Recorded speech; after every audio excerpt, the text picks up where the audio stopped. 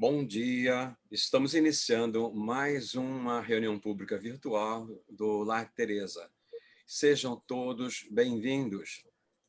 Nós estamos com a nossa reunião num tema especial. A nossa expositora hoje é Elisa Hildesheim. O tema que ela vai abordar é o tema especial: Mulheres, Mães, Evolução do Ser. É bom nós estarmos aqui novamente. Nesse instante, daremos sequência à nossa programação. Informamos que a nossa reunião virtual tem o praxe de fazer o estudo, revezando as duas obras básicas da doutrina espírita, o Evangelho segundo o Espiritismo e o Livro dos Espíritos. E estudamos essas duas obras alternadamente. Excepcionalmente, uma vez por mês, destacamos um tema especial. Mês de maio, nessa ocasião, estamos com um tema especial: Mulheres, Mães, Evolução do Ser. E nós, então, chamamos a nossa Elisa para as suas saudações iniciais. Elisa. Sim, é com muito prazer que voltamos a esse encontro virtual e desejamos muito que as nossas pequenas reflexões possam criar, assim, um clima de afetividade entre todos nós, reflexão e amizade entre todos os que nos assistem e nos ouvem. Então, vamos dar prosseguimento à nossa reunião com a nossa leitura inicial. A leitura inicial é uma mensagem de Icleia.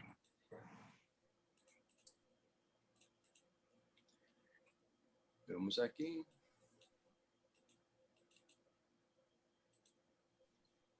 A mensagem tem o título de Ternamente. Teu filho é como uma avezinha ainda em plume, buscando o calor do teu regaço. Aconchega-o ternamente e medita. Um dia, no plano do espírito, ele escolheu teu coração como doce abrigo de suas esperanças. Não lhes negues o reconforto de tua presença. Não o deixes entregue a si mesmo, para que suas esperanças não se transformem em solidão. Se o vires chorando, recolhe-o em teus braços e indaga-lhe o motivo de seu pranto. É possível que ele não saiba ainda verbalizar o que sente, mas se o afagares pacientemente, se cantares ao ouvido e lhe disseres: filhinho, eu estou aqui, de certo ele se sentirá seguro e confiante. Muitas vezes ele só sente medo, medo do que ainda não conhece, medo de ficar só. Desde cedo, ensina-lhe o valor da oração. Fala-lhe de Jesus, que é a nossa segurança. Compartilha com ele as horas de alegria, sorrindo, brincando, curtindo ao seu lado esses momentos de felicidade, para que desde cedo ele saiba que esses momentos existem e que é bom vivê-los ao lado daqueles que nos amam. Um dia também buscastes um regaço. Se o encontraste acolhedor e amigo, transfere para teu filho o quinhão de paz que já desfrutaste. Se ele te foi adverso, recorda o sofrimento que a rejeição te causou e não transfira para teu filho, porque só conseguiremos apagar a nossa dor quando deixarmos que a água viva do amor se esparza através de nossas mãos, suavizando a dor que viceja em torno de nós e debruçando-te docemente sobre essa flor que te nasceu, diz-lhe baixinho: meu filhinho, Deus te abençoe. E Cleia. É do livro Caminhos da Paz, no capítulo 18, a média de Brunilde Mendes, do Espírito Santo. Façamos a nossa prece. Com essa inspiração numa mensagem de Cleia, já nos conectamos exatamente nesse padrão superior e dizemos: Senhor Jesus, mestre e amigo incondicional de nossas almas, disseste-nos que onde houvessem duas ou mais pessoas reunidas em teu nome, aí estarias. Ao início da nossa atividade deste instante, estamos todos conectados contigo, Senhor, buscando teu amparo no teu regaço, para que possamos sentir as forças renovadas, à disposição para prosseguirmos nas lutas que se nos antepõem à nossa caminhada. E com a tua permissão, com a proteção dos mentores espirituais, teus mensageiros, que dirigem o destino do Lar de Teresa, e que envolvam todos os nossos internautas conectados nesse instante, aqueles que não puderam chegar até agora, para que possamos ter uma mensagem realmente plena de amor e de carinho da nossa Elisa. Que assim seja, Senhor. Elisa, a palavra é sua, falando sobre o tema das mães, da mulher, e assim por diante, né, Elisa? Vamos lá. Isso. Obrigada, João. Pois é, todos nós sabemos, segundo domingo de maio, normalmente, né, os lares se enfeitam, há comemorações, este ano talvez um pouquinho diferentes, mas quem sabe, muitas flores, presentes, abraços virtuais ou presenciais às vezes. E quantas pessoas apenas pensam nas suas mães, encarnadas e as desencarnadas. E quantos de nós, ainda não sensibilizados por aquela que veio, que nos recebeu no seu regaço, apenas dizemos palavras formais de cumprimentos. É que na nossa sociedade se instituiu que nós teríamos um dia, um domingo, dedicado à mulher mãe. Mas nós gostaríamos de propor, nesse nosso encontro, gostaríamos de propor uma vertente dessa data, desse dia que comemoramos. Não uma vertente que seja fora do comum do Dia das Mães, e nem pensando em descobertas científicas ou filosóficas, nada disso. Apenas um tema um pouco mais abrangente, que nos leve a uma reflexão. Vamos ver. Vamos começar pensando como é que uma mulher se torna mãe. É claro, uma resposta simples dentro da biologia.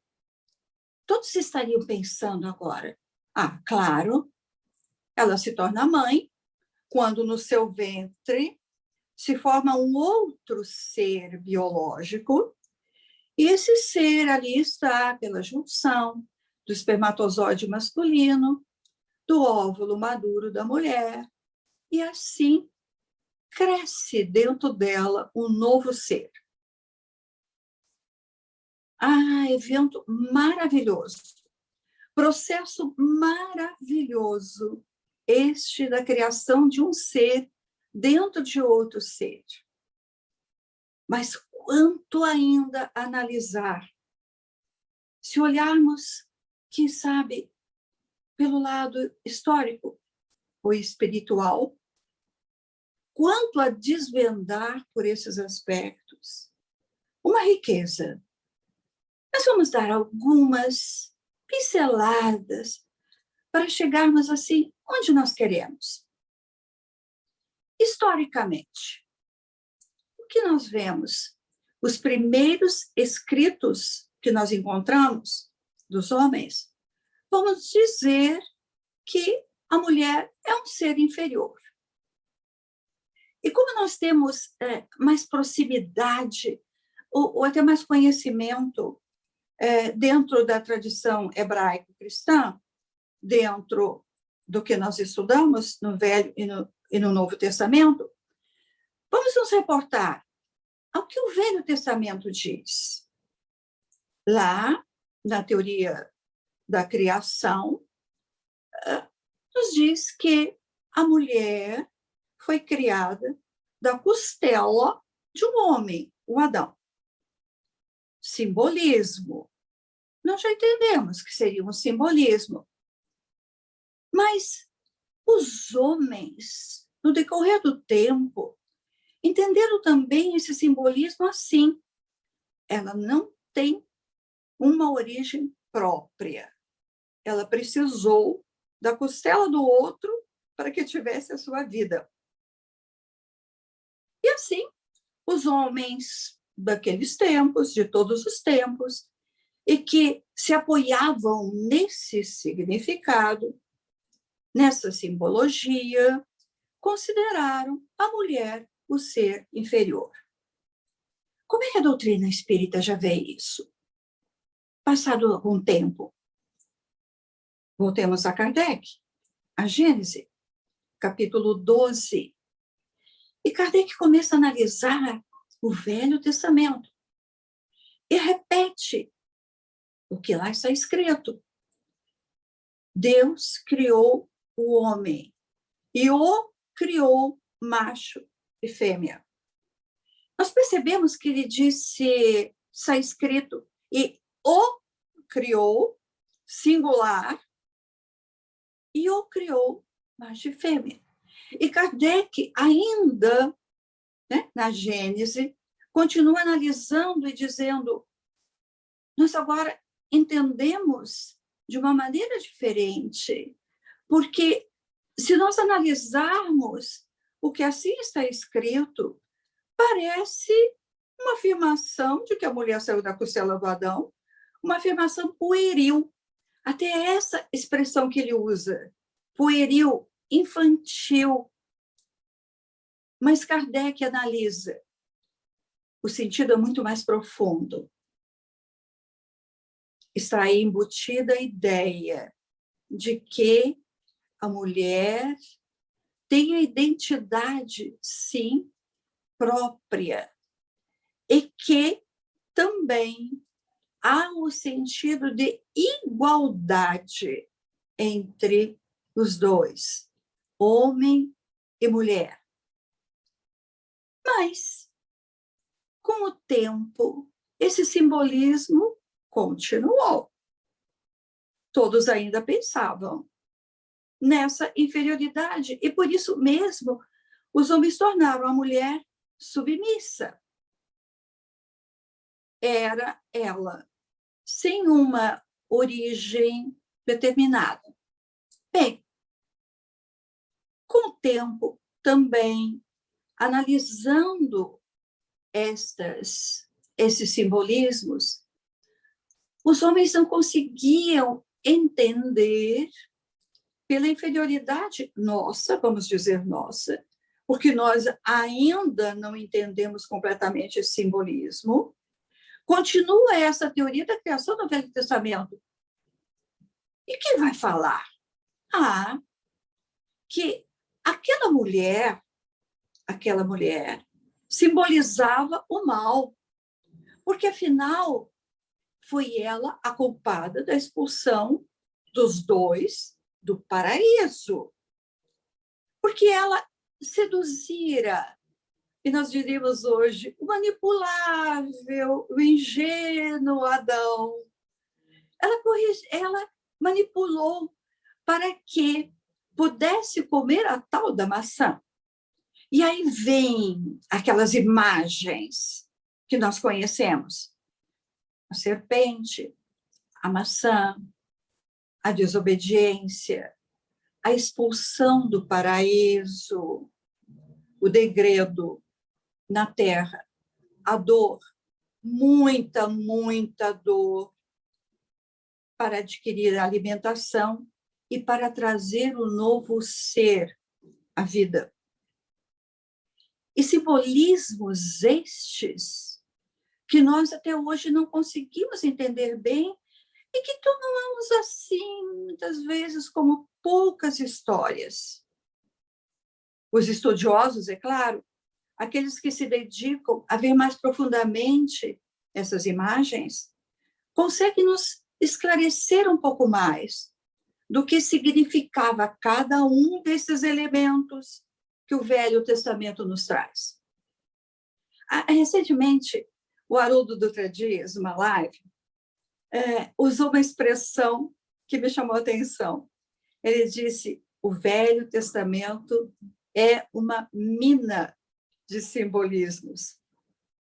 É claro, Jesus também usou frequentemente de simbolismos, de analogias, e precisou criar imagens palpáveis para que os homens a que ele falava naquela época, homens daquela classe tão humilde, a classe inferior até aos grandes da época, entendessem o que ele queria dizer. Sabemos disso. Então, essas imagens palpáveis que você está dizendo foram sempre representadas pelas sementes, pelos frutos, pelas árvores. A figueira, o grão de mostarda, e a natureza, as aves, todas essas imagens que poderiam falar um pouco melhor do ensinamento que ele queria nos trazer. Nós já compreendemos um pouco disso. Mas o homem ainda continuou, naquele tempo, pensando, mas como? Como será igual esta mulher, este ente, que tem uma formação e um comportamento diferente do meu? E se é diferente do meu, então é inferior. Mas interessante que dentro dessas considerações, mesmo em algumas reuniões tribais e no Velho Testamento, apesar desses pensamentos, sempre surgiam algumas mulheres rebeldes. E até no Velho Testamento a gente encontrou uma certa mulher que reivindicou junto a Moisés a partilha da herança do pai. Imagina, a herança do pai era sempre dedicada aos filhos homens, essencialmente aos primogênitos. E uma mulher resolve reivindicar, igualando-se a um homem. Tentativas. Mas nada adiantaria essa tentativa de igualdade se ela não gerasse um filho.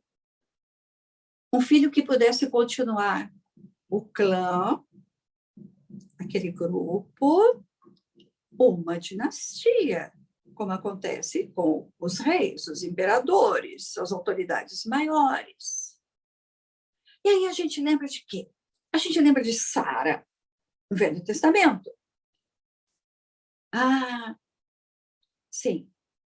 Ela consegue idade avançada, depois de muita tristeza, ela consegue oferecer a Abraão o Isaque, dilatando, então, o clã.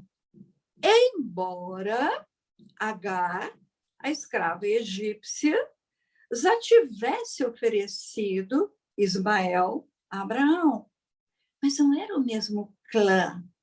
Então, sabemos pela história como se transcorreu essas etnias que nós aqui vemos. Bem, dentro do que nós vemos dessas tentativas das mulheres de se igualarem, nós vemos que existe uma lei, a lei do progresso, a lei que vai dizer que todos nós podemos evoluir. Se naquele tempo, com Abraão, com o tempo posterior, a mulher poderia ser relegada pelo homem, já que ele era superior. Ela era relegada, recusada quando ele quisesse. Ou, em algumas vezes, ela era como que um utensílio doméstico que perderam o valor, que não tinha mais utilidade. Então, podia ser colocada, jogada fora. Embora que, em algumas culturas, vamos ver rapidamente, nós sabemos que em Roma, por exemplo, as matronas, as patrícias romanas, eram consideradas aquelas donas de casa exemplares dentro da cultura romana naquele período de glória de Roma, das grandes conquistas e do grande poder. Mas não significou que, em outras culturas, ela continuasse um ente descartável. E lembramos até que, em alguns momentos, homens juntavam em haréns as mulheres que queriam, ou poderiam ser desprezadas, e onde os filhos também cresciam numa dificuldade imensa para todas, para que se pudesse ter um laço familiar, um laço que não existia dentro da hostilidade entre as próprias mulheres. Mas começamos a lembrar da lei do progresso. E começamos a lembrar que todos nós sabemos que lentamente, muito lentamente, esse progresso se faz. Então, a mulher começou a tomar uma outra posição nas sociedades. Começou a crescer e a aparecer na literatura, por exemplo, na poesia, e às vezes tendo que colocar o nome masculino para ser apreciada. Mas ela crescia e veio em determinadas faces da ciência, apareceram as mulheres. Apareceram as mulheres na tecnologia, como hoje nós vemos. As mulheres na política, as mulheres na mediunidade, as mulheres na espiritualidade.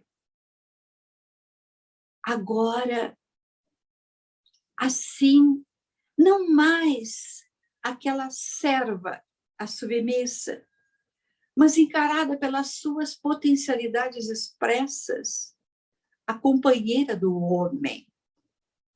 Não antagonista do homem, a rival do homem, mas aquela que poderia se igualar, assim como Kardec falou, aqueles simbolismos está nos falando da igualdade daqueles dois seres, já que ela não foi criada de outro limo do que Adão teria sido criado.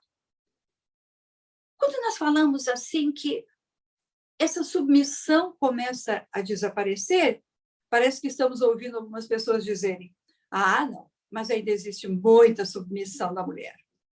Ah, basta ver as bandeiras que se erguem em todo mundo, que as mulheres reivindicando as suas posições, reivindicando os seus direitos.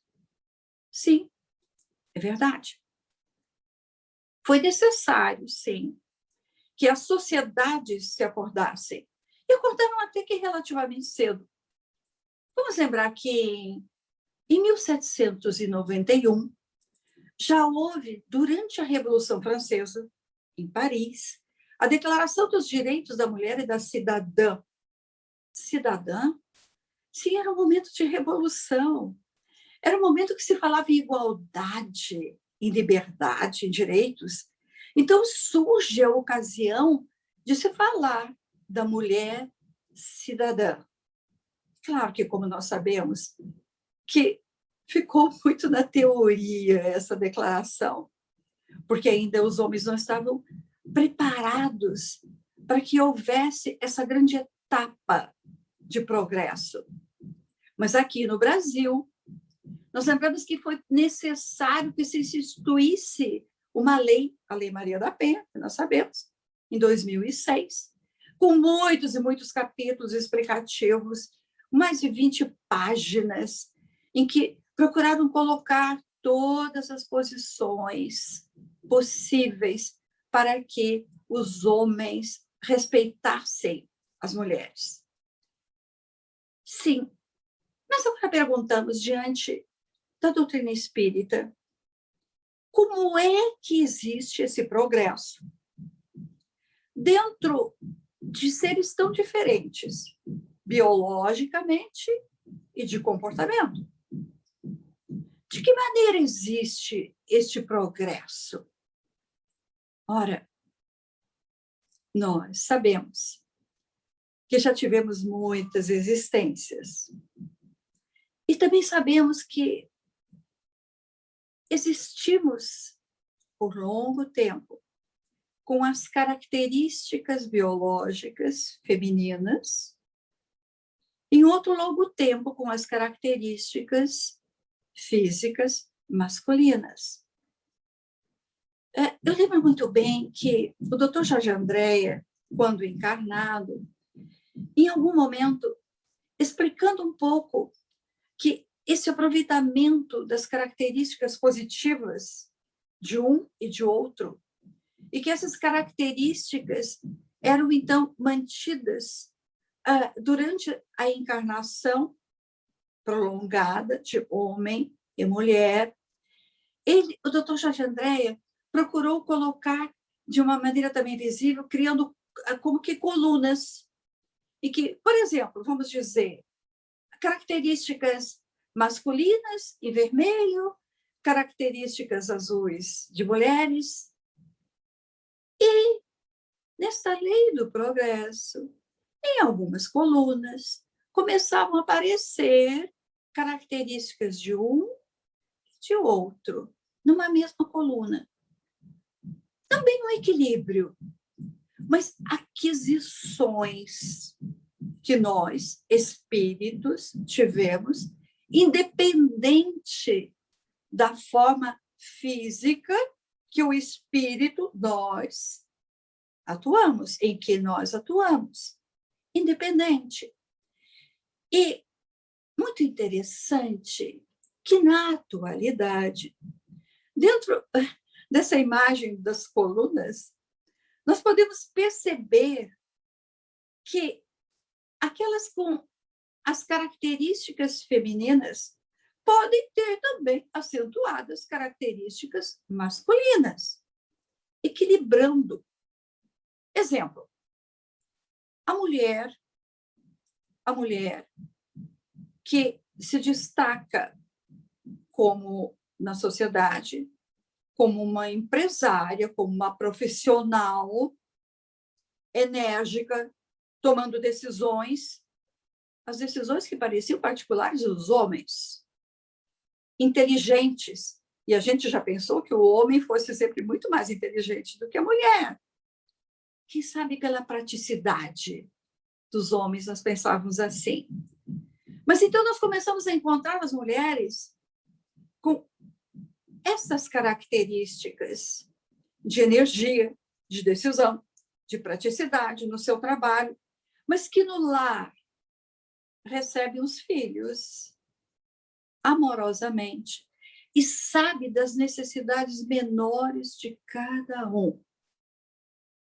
Como também vamos encontrar aquilo que a gente brinca dizendo, às vezes, os pães, numa combinação de pai e mãe. Aqueles homens que têm as características próprias do homem decidido, do homem que fala, mas que em casa consegue trocar as fraldas do seu bebê, consegue dividir as tarefas domésticas com a mulher. Ainda não é o equilíbrio total, mas nós já percebemos que dentro dessa lei do progresso, então, começamos a adquirir novas experiências e que nos tornam cada vez mais iguais. E no Livro dos Espíritos, quando pensamos assim, nesta dificuldade que ainda encontramos na sociedade, nós recorremos ao Livro dos Espíritos para sabermos como é que Kardec encarava estes assuntos já no século XIX, não no século XVIII, com a lei lá da Revolução Francesa, nem na nossa. Mas como é que ele dizia? Vamos ver. Lá naquele momento, na parte terceira do Livro dos Espíritos e das leis morais, há, sim, a lei da igualdade. Para quem quiser depois procurar, adiante da pergunta 817, há uma pergunta assim que vem nos afirmar aquilo que nós estamos pensando na atualidade. Por exemplo, ele pergunta, são iguais perante Deus, a mulher e o homem? Eles têm o mesmo direito? De uma maneira bem sintética, os espíritos dizem, sim, mas Deus deu a faculdade de progredir a todos eles. Não só deu a um e não deu ao outro. Progredir experiências em ambas as situações. Depois, Kardec pergunta, sim, mas de onde vem essa ideia de inferioridade da mulher? A das instituições sociais. Instituições sociais falhas? Com certeza. E sempre baseada no abuso da força, diziam os espíritos, o abuso da força sobre a fraqueza. Essa força aqui, acho que nós entendemos que não seria só a força física do homem, que pode constranger a fragilidade da mulher, mas também a força do poder que ele exerce numa sociedade. Daí vem, falam os espíritos, a força faz o direito. Muito diferente, em algumas ocasiões, do que nós vemos hoje em dia. E mais uma pergunta tão interessante, até para fazermos a ligação com o tema de hoje. Por que criou Deus a mulher mais fraca fisicamente do que o homem? Ao homem compete as ervas mais rudes, mais pesadas. E a mulher, ela tem as funções de desempenhar funções mais delicadas, funções apropriadas, sim, a receber um ente frágil, o ente que necessita de toda a atenção. E nós sabemos também que até os 7 anos o quanto é importante esta atenção para a fragilidade não só física, não só orgânica, mas psicológica, emocional. Então, a sensibilidade, a delicadeza da mulher nas funções maternais a torna importante. Interessante que os espíritos dizem que, nesse sentido, a tarefa da mulher é mais importante do que a tarefa do homem. Vamos indo. Nesse mesmo capítulo, rapidamente, os espíritos ainda orientam sobre a legislação justa quanto à igualdade dos direitos da mulher e do homem. E nós temos hoje ainda a necessidade de organizarmos leis que não são obedecidas, porque a nossa sociedade ainda não progrediu moralmente para que atinjamos esta igualdade. E ela não será atingida enquanto nós não entendermos que nós só alcançaremos esses direitos por uma ordem, não pela violência, não pelo debate agressivo, mas por aquela outra lei lá do Livro dos Espíritos, da igualdade, do amor, da caridade. Alcançando por inteiro essas leis, quem sabe teremos essa sociedade mais justa e que possa trazer, então, a emancipação da mulher, essa emancipação que é, talvez, querida. E também no Livro dos Espíritos está colocado que a emancipação da mulher acompanha o progresso da civilização. É claro que os espíritos não estavam falando de progresso tecnológico ou científico, estavam falando de outro, desse progresso moral que acolhe a todos eles, homem e mulher. Mas daí, o que nós podemos dizer ainda hoje dos países, das culturas que continuam a ter preconceito discriminação, limites com a mulher. Aqueles que não consideram, aqueles países que ainda consideram a mulher o elemento servil, o elemento orgânico para a geração dos filhos. E o que nós pensamos e aprendemos a doutrina espírita é que nós não nascemos no país errado. Não nascemos por acaso em um lugar, em uma cultura, em que seja necessário colocar limites mais próprios, moralizantes. Não é o acaso que nos coloca em qualquer lugar ou em qualquer família, em qualquer cultura. É preciso que tenhamos experiências várias para que nos adiantemos. Mas falamos, voltando bem ao nosso assunto. Falamos que ontem festejamos, falamos do Dia das Mães. Sim, das mães. Homenageamos as mães. E agora pensamos, nós homenageamos só as mães amoráveis, aquelas delicadas, aquelas que dariam a vida pelos seus filhos. Também vamos homenagear aquelas que são rudes, ignorantes, aquelas que ferem, aquelas que matam, por ignorarem as leis do nosso Pai. Mulheres que ainda não conseguiram entender a grandeza da missão que lhes foi confiada. Mas aquelas amoráveis e que se ligam aos seus filhos por existências e existências, e que continuam na espiritualidade a velar pelos seus filhos.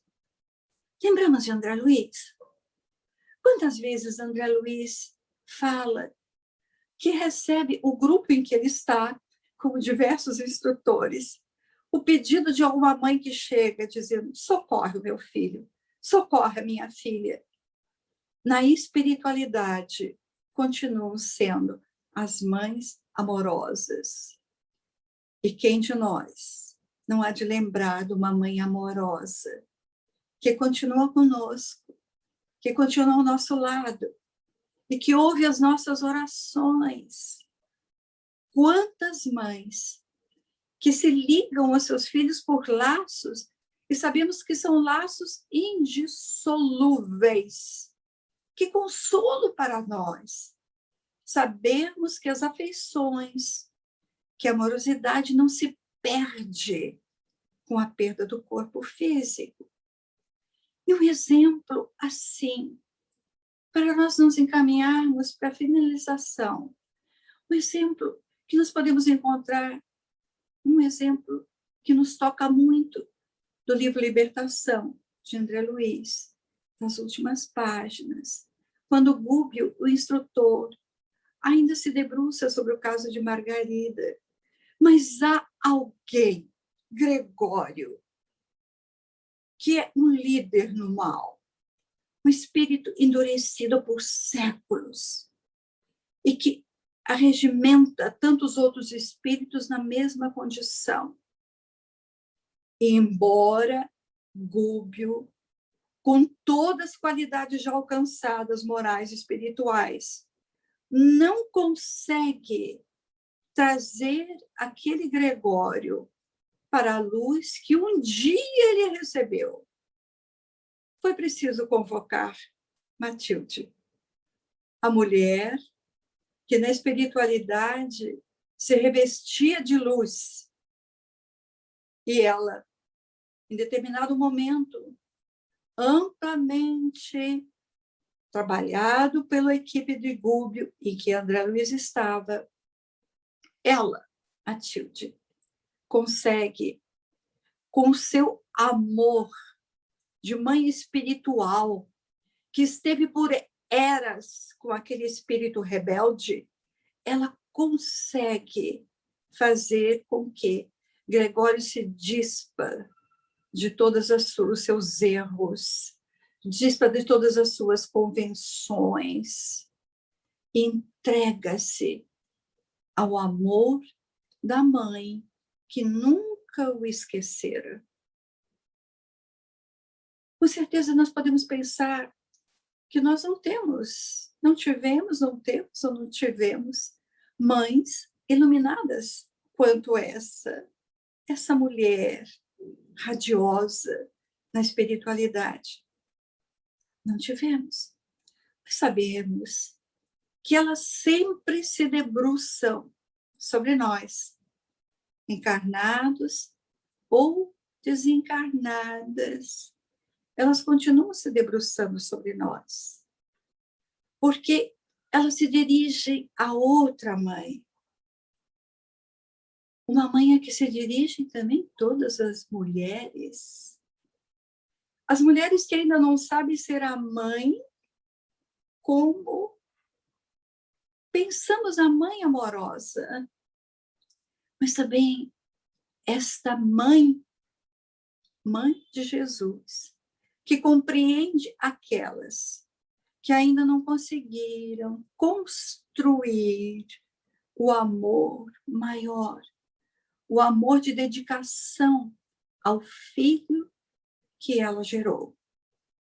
É a Mãe Santíssima, como nós dizemos, a mãe de todas as mães, e vamos dizer, a mãe de todas as mulheres.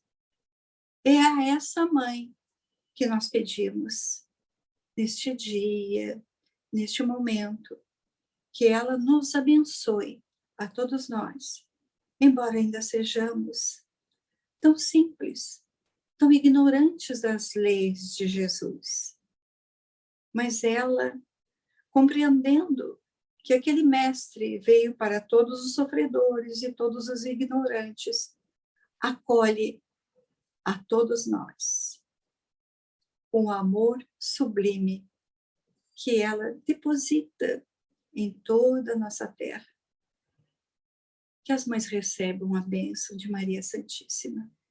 Graças a Deus.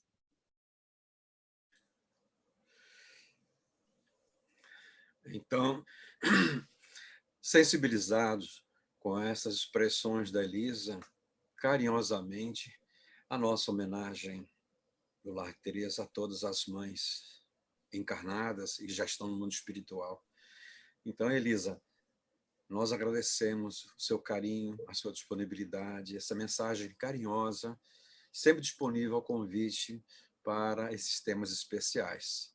Agradecemos também a todos que nos honraram com a atenção até agora.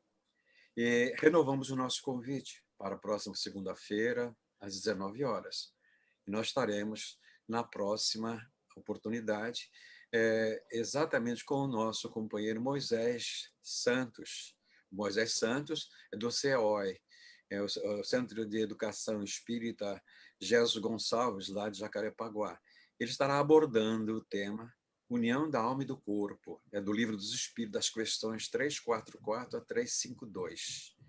Façamos, então, agora a nossa prece de encerramento para podermos fechar essa atividade com tanto carinho, com tanta emoção. Unamos nossos pensamentos e possamos dizer, ao término dessa atividade, Senhor, não temos como não elevar os pensamentos também à Mãe Santíssima, Mãe de todas as mães, como nos disse Elisa. Nesse momento de transição, quantas mães estão se separando fisicamente de seus filhos e não têm ainda o entendimento que a doutrina espírita nos faculta, que é um até breve. Que, embora estejam em dimensões diferenciadas, o sentimento continua a nos unir a todos. Esta bênção do Consolador prometido, Senhor, que nos enviaste, é nesse momento refrigério para nossas almas. E a nossa tarefa, que estamos dando seguimento, é levar essa mensagem de consolação, de esperança, de esclarecimento, para que todos sejamos timoratos, para vencermos essas dificuldades. Mas, em determinados momentos, nos sentimos combalidos pela dor, pela aflição, pela separação, e ressoa na acústica das nossas almas. Vinde a mim, vós que estáis cansados e aflitos, que eu vos aliviarei. Neste momento, te pedimos, Senhor, alivie o dor, o sofrimento, a aflição dessas almas, todas nós que passamos por esse transe atual. E que possamos, ao término do nosso trabalho também, agradecer essa proteção espiritual que nunca nos falta. A limitação é nossa em entrarmos em comunicação. Continue conosco, Senhor, nos abençoando, nos inspirando, nos fortalecendo, para que possamos todos sairmos vencedores das nossas provas, que é essencial para o nosso crescimento. Com a tua permissão, com a permissão dos teus mensageiros, que dirigem-se da nossa casa. E, acima de tudo, de Deus, nosso Pai, que possamos dar como encerrado esse momento de meditação, de reflexão, de conhecimento e de entrelaçamento de almas. Fica conosco, Senhor, hoje, agora e sempre. Queremos agradecer aos internautas que estiveram conectados conosco até agora e contamos novamente com vocês na nossa próxima segunda-feira, às 19 horas. Muita paz em todos os corações.